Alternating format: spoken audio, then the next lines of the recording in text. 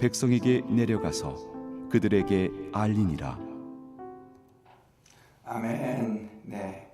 오늘은 출애굽기 19장 16절부터 25절까지 말씀으로 하나님의 보좌 앞에 서는 은혜라고 하는 주제로 하나님의 말씀을 듣기 원합니다.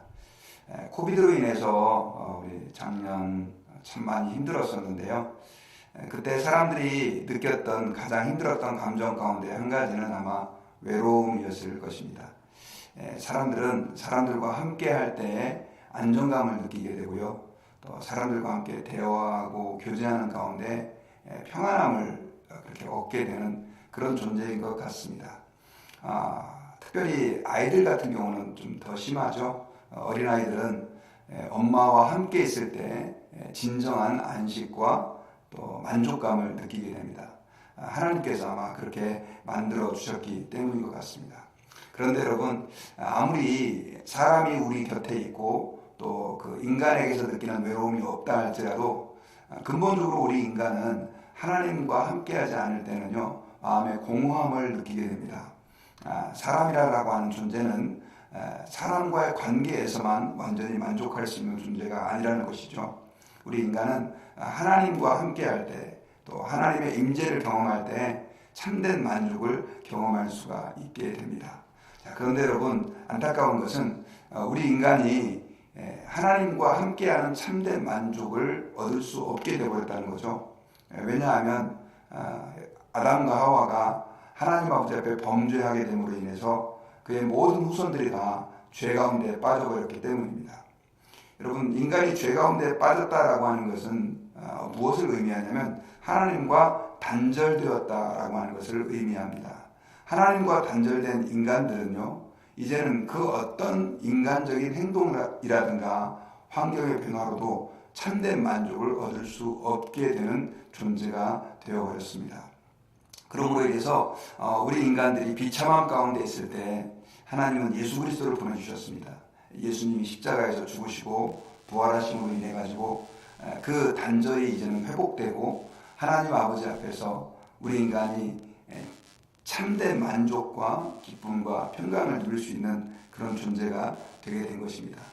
여러분, 오늘 본문을 보면요, 하나님께서 시내산에서 강림하시게 되는, 시내산에 하나님께서 임재하시게 되는 놀라운 사건이 기록되어 있는데, 오늘 본문을 여러분 말씀을 묵상하시면서 읽으시면서 느끼셨는지 모르겠지만 하나님께서 계속해서 강조하는 것이 뭐냐면 그 백성들을 가까이 오게 하지 말라라고 하는 그 말씀이었습니다. 본문의 내용을 여러분 조금 더 구체적으로 한번 살펴보면요, 하나님께서 시내산에 강림하실 때 어떤 현상이 있었냐면 번개가 있었고요, 빽빽한 구름이 온 산을 뒤덮습니다. 그리고 나팔 소리가 굉장히 크게 울려 퍼지게 되는데요. 그와 함께 이제 하나님이 그 시내산에 강림하시게 됩니다. 백성들은 그런 현상들을 보면서 그 전에 홍해 사건도 경험했고 10가지의 재앙도 경험했지만 정말 이 하나님이 시내산에서 임재하시는 그 장면은요, 백성들을 굉장히 두려워 떨게 만들었습니다.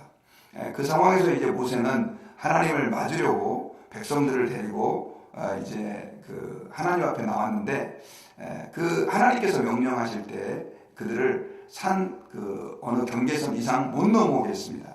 그래서 본문에 보면 산 기슭에 온 백성들이 하나님을 맞이하기 위해 이렇게 서 있는 장면을 여러분 묵상해 보실 수 있죠.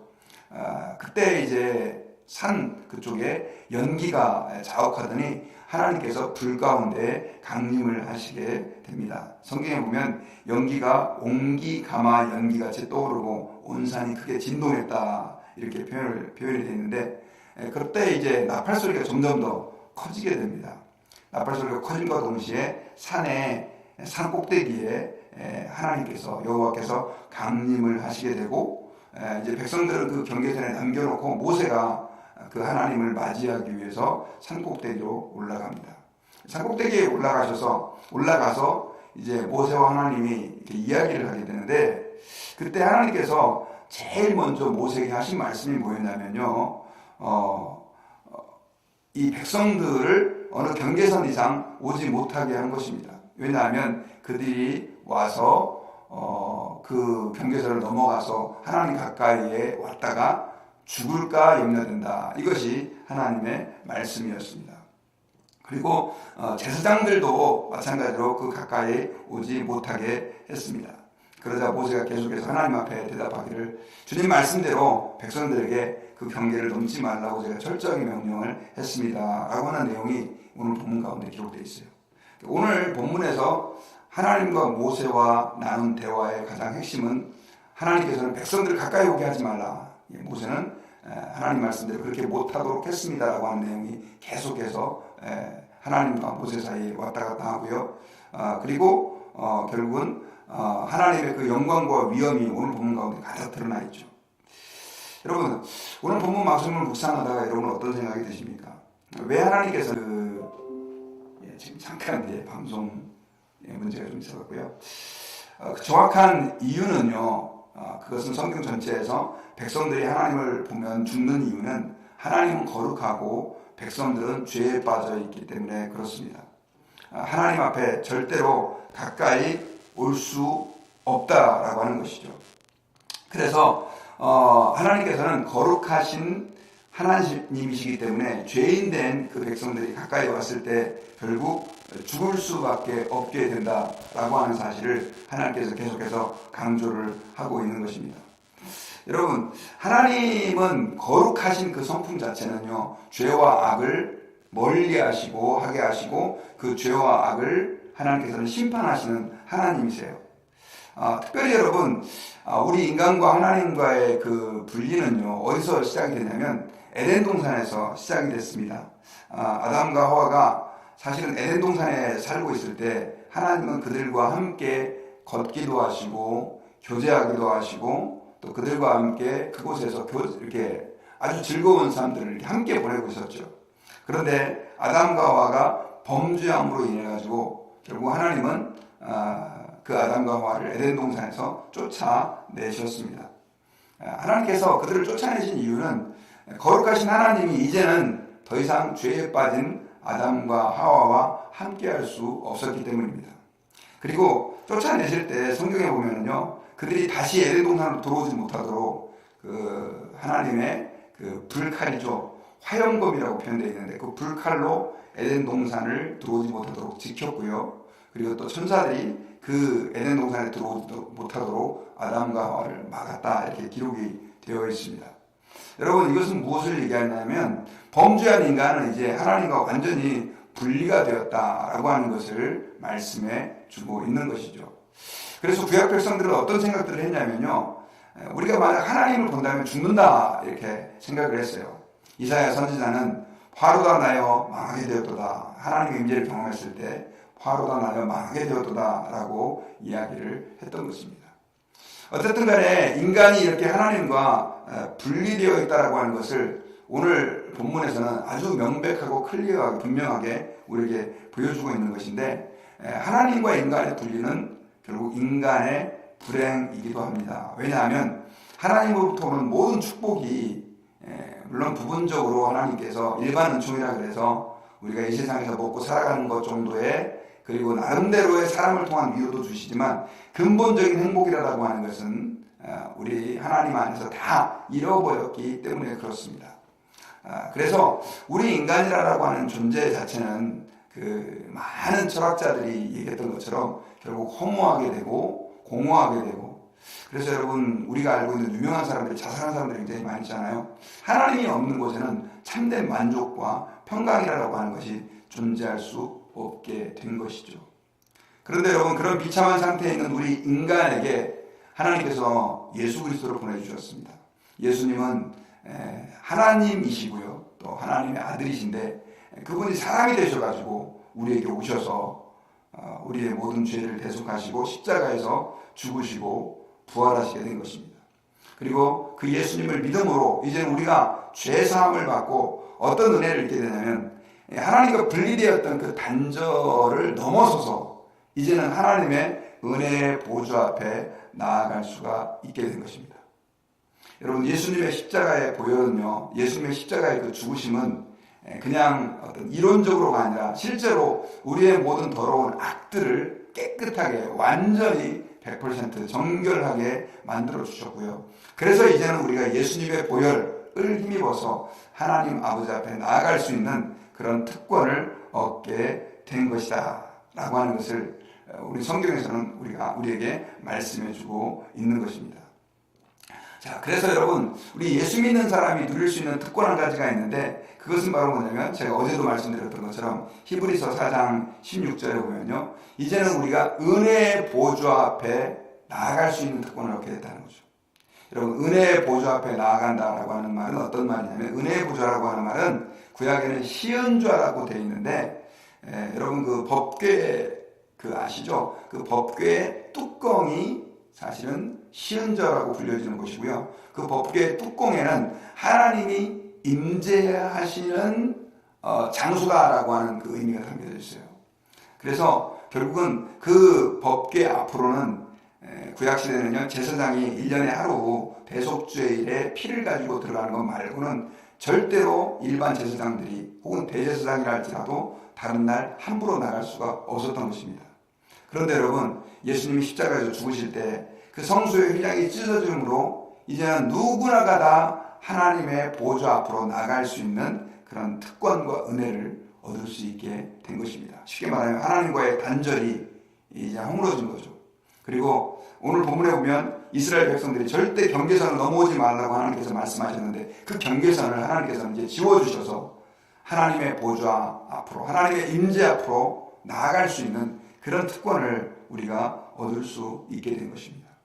그러므로 여러분, 우리 예수 믿는 사람들이 얼마만큼 놀라운 은혜를 입었는지를 우리는 늘 기억하고, 그 하나님의 보좌 앞에 나가서 또 하나님의 임재 안에서 늘 항상 하나님이 주시는 축복과 은혜를 우리는 받아 누리고 경험해야 될 줄 믿습니다. 여러분, 그런데 이것이 좀 성경에서는 어떤 식으로 또 표현되어 있냐면요, 너희는 하나님의 성전이다, 그리고 하나님의 성령이 너희 안에 거하신다 라고 하는 고린도전서 3장 16절 말씀처럼 그렇게 우리가 하나님의 성전이 되어서 이제는 또 구약시대처럼 지성소를 통해서 하나님의 은혜의 보좌 앞으로 나아가는 그런 개념이 아니라 하나님의 성령이 아예 우리 안에 거하시는 축복을 하나님께서 우리에게 허락해 주셨다라고 성경에서 선언해 주고 있는 것이죠. 그러므로 우리가 예수님을 믿는다라고 하는 것은 사실 보통 큰 축복이 아닙니다. 하나님의 성령님이 우리 안에 거하시고 우리가 하나님과 함께 할 수 있었기 때문에 그렇다라고 하는 사실을 여러분 믿으시기 바랍니다. 그런데요, 제가 여러분 오늘 말씀을 묵상하다 보니까 이 하나님께서, 여호와께서 시내산에 임재하는 장면과 함께 오버랩되는, 겹쳐지는 그 장면이 하나 있었어요. 그것은 바로 뭐냐면 예수님께서 이 땅 가운데 재림하실 때 있어지는 장면이에요. 여러분, 데살로니가전서 4장 16절에 보니까요, 제가 이렇게 말씀을 갖고 왔거든요. 자, 같이 한번 읽어볼까요? 시작. 주께서 호령과 천사장의 소리와 하나님의 나팔 소리로 친히 하늘로부터 강림하시리니 그리스도 안에서 죽은 자들이 먼저 일어나고 그 후에 살아남은 자들도 그들과 함께 구름 속으로 끌려 올려 공중에서 주를 영접하게 하시리니 그리하여 우리가 항상 주와 함께 있으리라. 자, 예수님이 이 땅 가운데 재림하실 때 그 장면이 기록되어 있어요. 주님께서 큰 소리와 천사장의 소리와 나팔 소리로 친히 하늘로부터 강림하시리니 그리스도 안에서 죽은 자들이 일어나고 살아남은 우리도 그들과 함께 구름 속으로 끌어올려 공중에서 주를 영접하게 하시리니 그리하여 우리가 항상 주와 함께 있으리라 라고 말씀하고 있죠. 예수님께서 재림하시는 장면이에요. 여러분 어떠세요? 오늘 본문에 보면 하나님께서 시내산에서 임재하실 때 그 장면과 너무 흡사하지 않습니까? 그런데 여러분, 한 가지 차이점이 있어요. 오늘 본문에서는요, 이 출애굽기에서는 경계선을 금해서 절대로 그들을 가까이 오지 못하게 하고 오직 모세와 아론만 하나님의 임재를, 하나님을 맞이할 수 있었어요. 그런데 여러분, 오늘날 우리는 어떻습니까? 예수님이 나팔 소리와 함께 구름과 함께 재림하실 때 우리가 그분을 친히 맞이할 수 있게 되는, 그래서 오늘 본문의 그 내용을 휴거라고 설명하는 분들도 있는데요. 어쨌든 간에 우리가 그렇게 주님을 맞이할 수 있는 특권과 은혜를 얻게 되었습니다. 어떻게 그것이 가능했습니까? 예수 그리스도를 믿는 믿음 안에서 십자가의 보혈로 씻겨진 우리가 그 주님을 맞이할 수 있는 특권을 얻게 된 것이죠. 그러므로 여러분, 우리는 하나님 아버지 앞에서요, 오늘 결론적으로 내가 하나님 앞에서 얼마만큼 놀라운 은혜를 입었는지를 우리는 늘 기억하고 감사하고 하나님이 나와 함께 하심을 누리면서 살아야 돼요. 여러분, 예수님을 믿는 사람들 가운데 어떤 사람들은 이것들을 잘 몰라요. 그냥 뭐 내가 예수님을 믿으면 믿는가 보다 이렇게 생각만 하는 성도들이 많이 있습니다. 여러분, 그렇지 않습니다. 아까 앞에서 서두에서 말씀드렸던 것처럼 아기가 엄마 품에 있을 때 참된 만족과 행복을 느낄 수 있는 것처럼 우리는 하나님 안에서 이미 그 풍성한 은혜들을 누리고 경험할 수 있는 존재가 되었다라고 하는 사실을 여러분 믿으시기를 바랍니다. 그러므로 여러분, 하나님과 동행하십시오. 그 하나님을 붙드시고 그 하나님과 함께 또 하나님 앞에 기도하시면서 또 주님의 그 임재를 우리가 늘 삶 가운데서 느끼면서 살아갈 수 있는 은혜가 여러분들에게 있었으면 좋겠어요. 그리고 그 은혜를, 그 임재를 느끼는 사람에게 나타나는 한 가지 현상이 있는데 그게 바로 뭐냐면 당당함이라고 하는 것입니다. 당당함이죠. 여러분, 누가 뭐라고 해도 흔들리지 않는 거죠. 사실 우리가 세상을 살다 보면 우리를 비난하는 사람도 있고 또 우리에게 대해서 우리를 평가하는 사람들도 있고 뭐 참 여러 가지 그 주변에서 우리에게 들려오는 소리들이 굉장히 많이 있어요. 그런데 여러분, 정말 이렇게 하나님 안에서 내가 하나님과의 관계가 회복이 됐고 예수님의 십자가의 보혈의 피로 내가 완전히 의롭게 되었다고 하는 것을 믿는 사람들에게는 사실 사람들이 무슨 얘기를 하는지에 대해서 그게 별로 그렇게 중요한 얘기가 아니죠. 왜냐하면 하나님이 나를 사랑한다라고 믿게 되면 결국 그 모든 것들은 별거 아닌 게 되게 되는 거죠. 만약에 그 아까 아기가 엄마 품에 있을 때 누가 뭐라고 해도 그 아이는 엄마 품 안에서 참된 만족과 안식을 얻는 것처럼 우리 예수 믿는 사람들에게도 그런 강력한 감사와 자존감과 당당함이 생겨지게 되는 것이다 라고 하는 것입니다.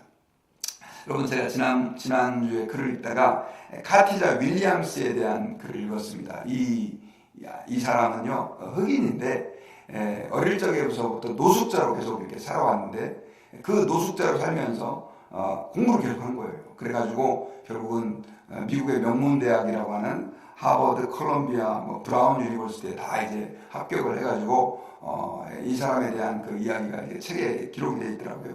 근데 이 사람이 계속해서 사람들에게 들은 이야기가 있었대요. 그게 바로 뭐냐면 노숙자 주제에 무슨 공부냐, 노숙자 주제에 무슨 공부냐, 계속해서 그런 얘기를 들었다는 거예요. 그런데도 불구하고 결국은 이 윌리엄스는 자기의 길을 걷게 된 것이죠. 그래서 결국은 글쎄요, 뭐 좋은 대학, 명문대 갔다고 해서 다 끝난 건 아니지만 어떻든 간에 다른 사람들과 똑같은 삶을 거부하고 그렇게 어떤 성공을 이뤄냈는데, 여러분, 세상 사람들도 그렇다고 한다면 우리 하나님의 사람들은 더욱더 우리가 주님 앞에서 받은 은혜를 가지고 당당해야 하겠고요. 사람들이 규정해주는 어떤 거에 의해 흔들리지 말고 하나님이 나를 사랑하시고 나를 위하신다고 한다면 여러분, 우리가 무엇을 두려워하고 무엇을 걱정하고 염려할 수 있겠습니까? 그래서 말씀 안에서 이것을 확신하시고 승리하시면서 또 하나님의 영광을 나타내면서 살아가는 우리 모든 성도 되시기를 주님의 이름으로 축원합니다. 우리 같이 기도하겠습니다. 하나님 아버지, 감사와 찬양을 드립니다. 저희들을 사랑하셔서 독생자 예수님을 보내주심으로 하나님과 단절되었던 저희들의 그 관계가 다시 한번 회복될 수 있도록 은혜를 베풀어 주신 것을 감사합니다. 예수님의 십자가의 그 보혈의 피가 아니었다고 한다면 우리가 어떻게 구원받고 주의 백성이 되고 은혜의 보좌 앞에 나아갈 수가 있었겠습니까? 주님, 이 시간에 그 크신 은혜에 감사를 드립니다. 이제 저희들이 그 마음을, 그 확신을 가지고 이제 당당하게 살아갈 수 있게 도와주옵소서. 참 힘든 세상에서 사람에 의해 세상의 파도에 흔들리지 아니하고 말씀 안에서 주님의 영광을 드러내며 살아갈 수 있는 저희들의 삶이 될 수 있도록 역사해 주시옵소서. 성도들 가운데는 고통 가운데 있는 성도들이 많이 있습니다. 사람과의 관계에서 낙심하고 좌절하고 있는 성도 있다면 하나님이 사랑하시는 그 사랑을 더 크게 경험할 수 있도록 은혜를 베풀어 주시옵소서. 문제와 고통 속에 신음하는 성도들이 있다면 하나님께서 갈 길을 밝히 보여주심으로 주님이 우리를 사랑하고 계심을 확신하고 능히 일어서는 모든 성도가 될 수 있도록 주님이 도와주시고 역사하여 주시옵소서. 감사와 찬양을 드리며 예수님의 이름으로 기도하옵나이다. 아멘.